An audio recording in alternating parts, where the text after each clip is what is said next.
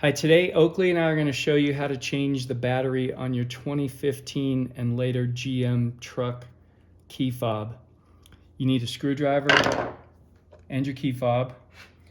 And the first thing you want to do is press on the side here to release the key from the key fob.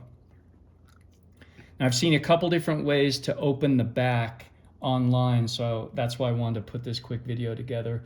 One has suggested to take the key itself, and you'll see there's a fairly large opening here where the key goes in.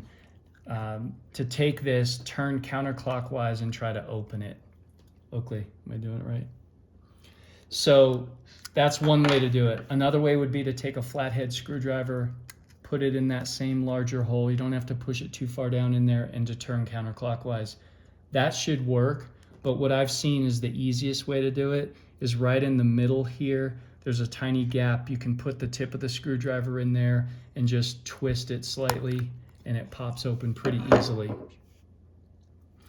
So pull the pieces apart. Inside you'll find the battery.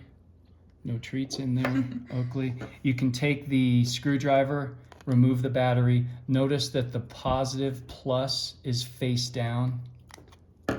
Pull the battery out. And in this case, it's a CR2032 battery. Get your replacement battery. Again, face down, plus positive on the down side. Press it in. Put the two sides back together. And take the key portion and place it back in the key fob. This key will, of course, open the door manually. It'll also open your glove box.